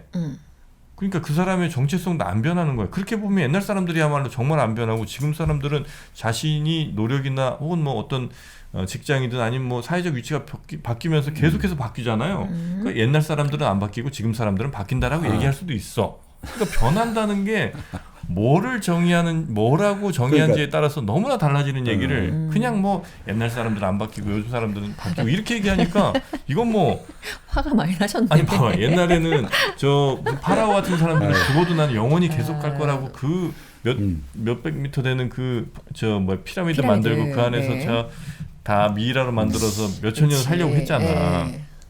그러니까 그만큼 안 바뀔 생각을 하는 거지 그 사람들이 영원할 거라 생각하고. 근데 지금 현대인 중에 그렇게 생각하는 사람이 어디 있어요? 이게 좀 이게 뭐라고 할까 언어의 전압차가 너무 많이 나는 것 같아갖고 이 사람하고. 예 그런 것 같습니다. 예 맞아요. 여기서 바뀐다는 건 세상을 바라보는 방식을 말하는 방식. 거고 지금 그렇지. 우리 정프로가 말하는 건 자꾸 이 삶 속에서의 어떤 지금 변화를 바뀐다라고 생각하는 건데 세상을 바라보는 방식. 방식을 지금 여기는 알과 바뀜을 바라보는 거죠. 지금 제가 말씀드린 거. 그 역시도 저는 세상을 바라보는 방식이 예전에 예를 들어 한 300년 전, 500년 전으로 가보자. 그러면 조선시대 때 자, 저 어디에서 개똥이로 태어난 사람이 한 30년 지나도 왕도 안 바뀌어. 우리 주인도 안 바뀌어. 그다음에 뭐 당연히 난 해야 되는 일이 매일 똑같아. 당연히 주어진 일만 맨날 하겠죠. 그 친구의 세상을 보는 방식이 바뀔까? 차라리 지금 사는 사람들 중에 누구나 하나 집어서 그 개똥이랑 비교를 해보면 그 사람이 세상을 바라본 방식 내지 이 관점이 훨씬 더 많이 바뀌었겠죠. 30년 동안 많이 비교를 해보면. 그러니 어떻게 현대인보다 옛날 사람들이 더 바뀌었다는 얘기를 할 수 있는지를 나는 도대체가 이해할 수가 없습니다. 이게 지금 이렇게 보세요. 바뀐다는 것을 이제 하나의 어떤 우리가 지금 여기서 볼 때는 정보의 관점에서 자꾸 바라보시는데 그러니까 이제 하나의 어떤 외부의 어떤 뉴스라든지 외부의 지식을 통해서 내가 이제 이런 것들을 받아들이는 것들로 바뀐다고 보시니까 바뀌었다고 보는 거고 여기서는 이제 바뀐다는 것은 뭐냐면 사람이 하나의 동일성이 있죠. 자기 동일성이라는 것들이 우리가 예를 들어 가지고 내가 어릴 때부터 이제 이름을 가지고 네. 그리고 내가 어떤 적응을 해가면서 네. 내가 근본적으로 어떤 집안의 누구라든지 누구의 누구 그러니까 관계 속에서 네. 내 자신은 전혀 바뀌지 않는다고 보통 보잖아요. 내가 집안의 누구의 아들, 관계 속에서. 아들로서 그리고 어떤 이 사회 속에 살아가는 직장인으로서 네. 사회인으로서 이런 것들에 있어 갖고는 예를 들어 내가 이제 생활 물자를 그러니까 예를 들어 뭐 직장을 다니면서 직장을 다니다가 자영업자 한다든지 이런 거는 바뀌겠죠. 네. 근데 그런 것들이 바뀌는 게 아니라 그럼에도 불구하고 내가 이제 결국 안 바뀌는 나만의 뭐가 있다고 생각하는 거잖아요. 우리가? 네, 예, 예. 사람이 있잖아요. 내가 예를 들어 가지고 내가 직장인 누구고 내가 군대 간 누구고 내가 뭐 하더라도 내가 쭉 지금까지 뭐 난 계속 바뀌어 왔죠. 사실은 이제 우리가 말 그대로. 뭐 그 사실 와중에도 이제 바뀌어왔죠. 변하지 않는 게 있다고 생각하는 거죠. 우리는. 우리가 변하지 않는 것. 내라는 게 있다고 보는 거죠. 인디비주얼 자아라는 게 있다? 것들이. 예, 예. 근데 이제 여기서는 이제 예를 들어 가지고 우리가 이제 이 논의를 할 때 예. 우리가 안다라는 것이 이 안다라는 것의 주체, 인간이 안다라는 주체할 때는 예. 기본적으로 하나의 이념형으로서 우리가 바라보는 거겠죠. 우리가 그 시대에 살아간 개별 모든 개개인을 하는 게 아니라 우리가 어떤 체계할 때는 이 체계 가지고 있는 근본 한계라는 것은 하나의 이념형으로서 지금 이제 우리가 고전에서 나타난 인간형으로서의 이념형을 말하고 네. 지금 우리가 말할 때는 근대적 인간형으로서의 사람을 말하는 거죠. 네, 그러니까 그거를 갖고 이제 우리가 딱 그걸 비교를 해야 되고 네. 예를 들어 우리가 이제 물론 그 문제 제기는 맞습니다. 아니 옛날 사람 중에도 이런 사람 저런 사람 그건 맞는 말이죠 지금. 그러니까 그건 다 다른데 우리가 책에서 이제 이야기를 다룰 때는 이념형으로서 이 사람은 고전의 예를 들어 우리가 고전이랄까 우리가 뭐라고 이제 고전적 인간형이라고 할 때 우리가 그래서 아까 상식이란 말을 했죠. 네. 그를 함직으로 생각하는 것들 가지고 딱 설정하는 거고 지금 또 우리가 근대적 인간형이라고 할 때도 근데 많이 바뀌죠. 계속해서 우리가 그 지위라는 게 많이 바뀌는데. 네, 네. 그럼에도 불구하고 이제 우리가 어떤 내가 지위가 되더라도 변하지 않는 무엇이 있다라고 생각하는 우리가 그 데카르트처럼 네. 생각하는 나로서의 어떤 그 변하지 않는 무엇 이런 것들은 지금 근대 어떤 나죠. 변하지 않는다는 거죠. 네. 저희 방송에 고명한 작가가 한번 나왔었잖아요. 근데 그분이 사고를 당한 후와 전이 완전 달라졌잖아요. 방식이 바뀌는 그러면 거죠. 그런 식으로 생각을 하면 좀 더 이해가 편하다는 그러니까 거죠. 이제 그분 같은 경우는 이제 본인의 주장에 따르면 하여튼 그 어떤 충격적인 경험을 하고 나서 네. 나는 세상을 바라보는 방식이 바뀌어졌다. 네. 그러면 그 사고 전에 권병환은 죽고 새로운 권병환이 태어났다. 이렇게 이제 그리고 이 식으로 하냐. 그리고 그래, 그 보는 세상을 거죠. 바라보는 그 상식이라는 그 틀이 완전 바뀌니까. 그렇죠, 그렇죠? 그렇게 이해하고 이제 들으세요. 아시죠? 내가? 네. 아니 그렇게 이해하는 게 아니라 그렇게 그냥 이해가 안 그렇게 돼요? 본다 볼 수 있다는 네. 거죠. 그러니까 이게 자. 이렇게 그러니까 우리가 어떤 네. 논의를 전개할 때는 네. 지금 그렇습니다. 지금 말씀은 잘해주시는데 네. 바로 그렇게 이제 요로 다케시가 여기서 옛날 사람이 할 때 요로 다케시가 말하는 옛날 사람인 것은 기본적으로 요로 다케시의 인식 세계 속에서 우리가 고전이랄까 네. 어떤 그 동양의 고전이라 칩시다. 그럼 동양의 고전 세계 속에서 우리가 하나의 전통적 인간형을 할 때 그 이념적 인간형이고 또 마찬가지로 지금 우리 영진 씨가 근데 근대에서의 어떤 우리가 현대 지금 살아가는 사람들의 말할 때도 말 그대로 이제 그렇게 여러 어떤 변화를 거치고 많은 네. 변화가 있음에도 불구하고 네. 우리가 데카르트가 말했던 의미에서 근대적 게임 변하지 않는 그러니까 생각하는 나로서의 어떤 확실한 뭐가 마지막까지 남아 있잖아요. 바로 그런 것들을 비교해 본다. 이렇게 이제 생각하시면 조금 이해가 되지 않을까 그런 생각이 좀 듭니다. 네. 뭐 이제 제가 한번 요거는 나중에 네. 따로 한번 검증 좀 해보고 그리고 정말 변하지 않는 것이야말로 우리 1kg 커피의 커피 향이 아닌가. 커피 맛. 커피 맛. 향. 이거 어떻게 그렇게 참 잘 뽑아내시는지 모르겠습니다. 네. 그거 참 뽑아내시느라고 정말 고생들 많으신 것 같은데 연말연시 하여튼 1kg 커피 만드시는 분들도 참 좋은 일들 가득하시기를 바라겠고 네. 그 변함없는 커피 맛을 변함없이 우리 시청자분들께 잘 제공을 해주셨으면 좋겠다. 변하지 않는 건 없다지만 네. 이 1kg만큼은 저희가 변하지 않는다고 믿을래요. 그렇습니다. 네네. 1kg 커피 가격도 거의 안 변했더라고요. 좋네요. 참 좋은 가격으로 항상 좋은 커피 제공해 주시는 1kg 커피 너무나 감사합니다. 고맙습니다. 저희 자본주의적 이 인간 이게 안 변하잖아. 안 변하지. 큰 사고 나지 않는 이상. 광고만 놓칠 수가 없잖아. 맞습니다. 네. 네. 자, 그래서 이 네. 요로다케시의 이제 그래서 변한다. 다보이죠. 네. 안다는 것이 그런 식으로 변하는 인간인데 그게 이제 여기서는 이제 뭐 공자님 말씀에 그 유명한 말을 인용하고 있습니다. 조문도면 석사라도 가이라. 그 이야기 들어보셨죠?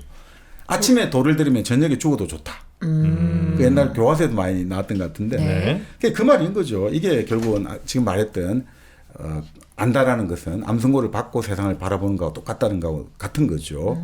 그러니까 사람이 이제 이렇게 한번 생각을 해보자 이거죠. 자, 계속해서 내가 알미 계속해서 해서 가지고 내가 자꾸 바뀌어요. 그런 것들이 계속 반복되면 결국 이거잖아요. 어제까지 내가 죽고 또 새로 내가 태어나는 거잖아요. 네. 이전까지 자기 자신이 죽고. 그러면 계속해서 그런 이제 그 알미 반복되다 보면 결국 어떻게 되냐. 나중에 죽을 때 어떻게 되냐 이거죠. 결국 또 이미 내 자신은 뭔가를 알고 또 거듭났고 뭔가를 알고 거듭났고 수없이 되풀이해 왔다 이거죠. 네. 그런 사람에게 죽음이라는 거는 특별한 의미가 없다 이거죠. 왜냐하면 실제로 과거의 자신은 죽고 없다 이거죠. 그러니까 나를 나라고 주장할 만한 게 없기 때문에 아침에 돌을 들어도 저녁에 죽어도 좋다라고 말을 할 수 있는 거는 이미 그런 일을 많이 겪어왔기 때문에 새삼스러울 게 없다는 거죠. 그 이게 예전에 한번 우리가 불멸의 열쇠 했을 때 그 이야기 했지 않습니까? 죽기 전에 한번 죽으면 죽어도 죽지 않는다. 그러니까 이미 죽음 연습을 많이 했기 때문에 그게 뭐 어때서 이런 거죠, 이거죠. 나는 끊임없이 죽었다가 다시 태어나고. 그러니까 사실은 이게 알미라는 것이 결국 종교의 체험하고 비슷한 게 종교가 그런 거잖아요. 종교는 끊임없이 죽음의 두려움을 완화시켜 주는 역할을 하잖아요. 그래서 괜찮아 너 이제 제3을 받아가지고 이제 너의 어제까지의 죄를 저지른 너는 죽었고 새로 이제 하나님의 은총을 받아서 새로 태어났다. 이런 식으로 계속 반복되는 것하고 사실 알매 세계에서 자 지금 또 새로운 알을 통해 갖고 어제까지의 나는 또 죽고 새로운 나는 다시 태어났다. 이렇게 계속 반복되다 보니까 그러니까 이제 뭐 막상 죽음이란 것들에 큰 의미를 부여하지 않는 경지까지 올라가는 거 아니냐. 그렇기 때문에 옛날 사람들은 끊임없이 변한다는 의미에서 이름을 계속 바꿔 쓴 거 아니냐 이거죠. 어릴 때는 아명을 쓰잖아요. 네. 어릴 때는. 네. 그 다음에 우리가 관례라고 하죠. 이제 그 흔히 말하는 상투 틀고 뭡니까 저기 갓을 쓰고 이를 관례 때 어떻습니까? 이름을 이제 본명 대신에 자를 부른단 말이에요. 자. 그 다음에 또 나중에 어떻습니까? 선배나 어른들이 호를 지어주고 네. 인생의 단계마다 이름을 바꿔서는 거는 그때마다 결국 너는 다른 사람이 되었다는 걸 뜻한다는 거죠. 그래서 끊임없이 이름을 바꿨다는 거죠. 예전에 선비들 같은 경우가. 그런데 지금은 특별한 경우 아니고는 우리가 이제 요즘은 처음 한번 이름 쓰면 어릴 때 이름이 끝까지 죽을 때까지 가지 않습니까? 네. 그러니까 인간이 바뀌지 않는다는 생각을 하니까 이제 이게 갈 수가 있다. 이게 이제 여러 다케시 이야기입니다. 근데 사실 인간이 변한다는 것이 아무리 인간이 안 변한다고 해도 변한다는 걸 뜻하는 게 결국 요즘 부캐를 많이 쓰잖아요. 부캐. 네네네. 그게 바로 이런 거죠. 항상 사람은 또 다른 알테고 같은 또 다른 자아 같지만 실제로 이런 바꿔 쓰기 전통이 있는 거예요. 그래서 나를 또 다른 나 이런 게 계속 그 수요라고 할까 네. 욕구가 존재하는 거죠. 근데 또 어떤 경우는 이름을 그냥 물려 쓰는 경우도 있어요. 예를 들어 가지고 아버지가 하던 일을 물려받고 사회적으로 어떤 편리하게 일면 그 아버지 이름을 그냥 물려받는 게 좋거든요. 주니어. 네, 그러니까 뭐 누구 주니어 뭐 이렇게 이제 가기도 하고요. 우리 저 일본에 끌려간 조선도공 심수관. 네. 그 심수관은 심수관 2세, 3세, 4세. 아 그렇게 갔어요? 지금 심수관 4세잖아요. 자기 본명이 있는데도 이제 딱 할 때는 아버지 이름 선명이라고 하죠. 이름을 세습하듯이 물려받는 네, 거예요. 네. 그러니까 사회 제도가 고정되고 사회 역할이 고정되면 이런 것도 필요하게 되는 거죠. 근데 문제는 사람은 이렇게 이제 변한다고 봤기 때문에 옛날 사람들은 그래서 말이 엄청 중요해지는 거예요. 약속하는 거. 사람이 변한다고 생각하기 때문에 이 변하는 사람이 결국은 하는 말은 엄청나게 이걸 중요하게 생각한 거예요.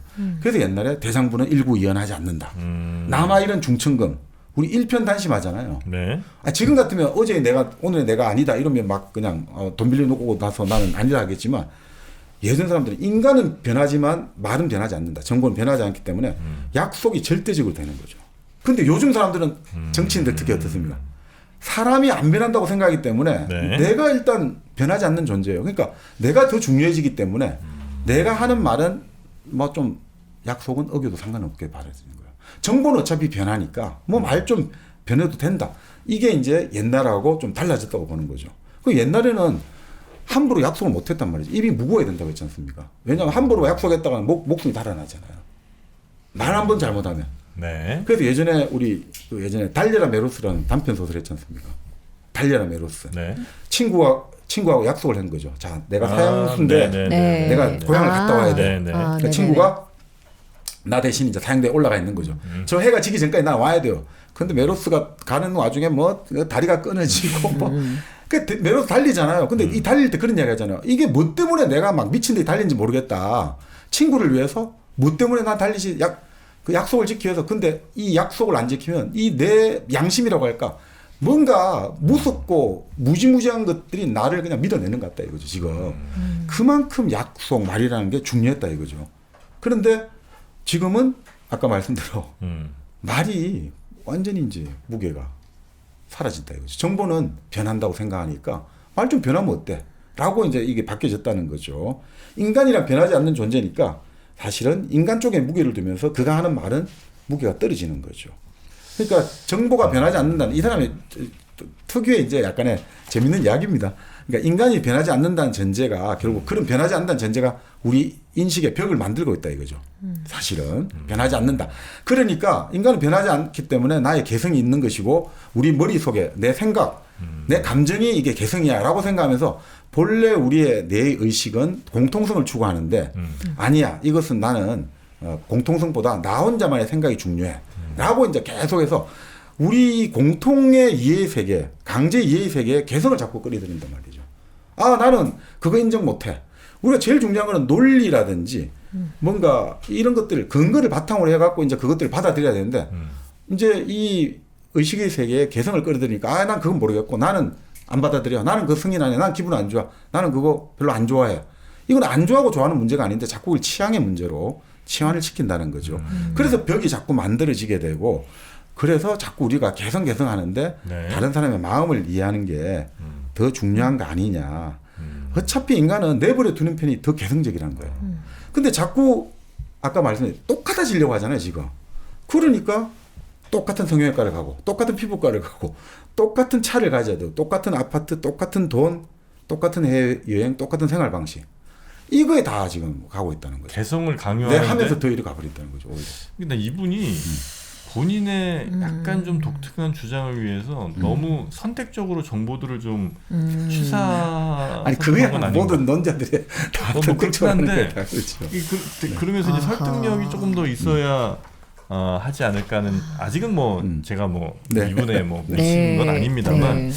뭐 그러니까 예를 들면 정보는 변하는데 사람은 변하지 않는다. 사람은 변하는데 정보는 변하지 않는다 등의 이런 주장들이 이거 과연 검증이 된 건지도 약간 좀 의심스럽고 네. 주장에만 너무 그쳐버리는 건 아닌가. 아니 뭐 생각은 네네. 그러니까 우리가 여기서 다 다룰 수는 없고요. 그죠? 그렇죠. 네네. 우리는 이걸 통해서 한번 생각을 해보시면 지금까지 우리가 당연하게 생각하니까 요로다케 씨의 주장은 네. 우리가 당연하게 생각해왔던 것들을 한번 흔들어 보는 것에 사실 의미가 있다고 봐요. 우리는 보통 인간은 안 변하고 정보가 변한다고 생각하는데 그렇지가 않네. 이렇게 생각할 수 있구나. 그러니까 그게 라고 우리가, 하면서 하면 좋은 우리가 것 그렇게 생각하냐는 거야 나는. 아, 저는 이제 사람 안 변한다고 생각해? 그러니까 지금 정박님이 되게 어려울 것 같아요. 제가 네. 지금 한 챕터를 살짝 읽어봤는데 어려울 수밖에 없는 게 이 한 챕터를 제가 그냥 읽어드릴게요. 그러면 들으시는 분들이 이 사람이 주장하는 것과 그리고 정박님이 말씀하시는 것과 이게 지금 얼마나 어려운 거를 설명하고 계신 건지. 아, 이 사람 책을 어렵게 썼다? 아니요, 어려운 책은 거- 쉬운데. 책은 쉬운데 네. 이 주장, 그러니까 이걸 펼쳐나가는 방식이 네. 아, 그래요? 굉장히 어려우니까 한번 그냥 이걸 들으면서 1%를 짧아요? 짧습니다. 요거 마무리하겠습니다. 네, 반 페이지입니다. 네. 할게요. 네. 만일 현대인에게 인간은 변한다라는 사실을 가르쳐주면 어떤 일이 벌어질까요? 어제 돈을 빌린 사람은 내가 아니다라며 본인이 편리한 대로 써먹을지도 모르겠습니다. 빌리는 일에는 돌려준다는 약속이 전제되어 있습니다. 그리고 약속을 지키는 것은 사회에서 가장 존중되어야 할 규칙입니다. 인간은 변하지만 말은 변하지 않습니다. 정보는 변하지 않으므로 약속은 절대적인 존재입니다. 그러나 요즘은 약속을 가볍게 여깁니다. 이것 또한 뒤바뀜의 징표입니다. 변해야 할 것은 변하지 않고 변하지 않아야 할 것이 변하고 만 것입니다. 그래서 초등학교 선생님도 약속을 꼭 지켜야 한다고 가르치지 않고 어린아이들도 친구들끼리 약속을 말하지 않습니다. 새끼손가락을 걸고 약속하는 모습을 보기 힘든 것도 무리가 아닙니다. 어른의 사회를 보면 조금 더 이해하기 쉽습니다. 정치가들의 공약 따위를 약속으로 여기지 않으므로 거짓말을 밥 먹듯이 합니다. 따라서 유권자들도 정치가의 말을 언제든지 바뀔 수 있는 것으로 이해합니다. 이것은 정부가 변한다는 착각으로 인해 약속을 가볍게 여기게 된 가장 대표적인 사례입니다. 정치가는 그때그때 상황에 따라 성심성의껏 공약을 내세우지만 한편으로 거기 얽매여서는 안 된다고 생각합니다. 자신이 한 말은 어차피 정보에 지나지 않으니 변하는 게 당연하다는 거죠. 대신 선거에서 당선된 자기 자신은 변하지 않는 존재이므로 그래도 된다는 겁니다. 인간이 변하는 것은 당연합니다. 그래서 옛날에는 무사는 두말하지 않는다라고 말했던 겁니다. 무사입이 무거웠던 이유는 폼을 잡기 위해서가 아니었습니다. 말을 함부로 내뱉었다가는 큰 코 다치기 때문이었죠. 섣불리 약속했다가 지키지 못하면 목숨이 위태로웠습니다. 요컨대 책임을 중하게 여기는 사람일수록 입이 무거웠습니다. 그래서 윤언여한, 땀이 다시 몸속으로 들어갈 수 없듯이 한번 내뱉은 임금의 말도 되돌릴 수 없다. 라는 말도 있었습니다. 약속이나 말이 가벼워진 이유는 인간이란 변하지 않는 존재이니 그가 하는 말도 달라질 리 없다는 전제가 어느새 성립되어 버렸기 때문입니다. 네. 자, 이제 이해가 되시죠? 어떤 네. 식으로 그러니까 내용을 글을 되게 쉽게는 썼는데 네. 그 해석이 되게 어려워요. 네. 글은 되게 쉬운데 어려운 단어도 하나도 없는데 해석이 어렵고. 해석은 좀 어렵습니다. 네. 아니요, 해석이 어렵다기보다는 근거가 너무 빈약한 것 같은데. 아 이게 그러니까 이걸 참 어떻게 설명하냐. 이 요로다케시의 여러 책들하고 네. 이런 것들이 좀 바탕이 돼야지 저게 좀 이해가 딱 오거든요. 아 이게 참. 근데 이걸 제가 다 설명하려면 이게 또 네, 내용이 네, 너무 네. 많아가지고 그럴 수 이게 있겠네요. 하나씩 하려면 네. 이게 저 양반 아주 함축적으로 글을 썼기 때문에 좀 생각이 많습니다. 그래서 제가 지금 좀 설명을 자꾸 보충을 하고 있는데 네. 이게 좀 그런데요. 내용이 너무 방대해서 좀 그렇긴 합니다. 알겠습니다. 이거 우리 광고하는 책은 아니잖아요. 아니, 아닙니다. 그냥 소개해드린 책이니까. 저는 뭐 끊임없이 요 스탠스로 가겠습니다. 네. 2부에서도 네. 다케시와 저와의 바보의 벽, 과연 이 벽이 허물어질지, 과연 누가 바보인가? 담을 더 쌓는지 한번 지켜봐 주시기 바라겠습니다. 네. 저희는 바보의 벽 2부로 돌아오겠습니다.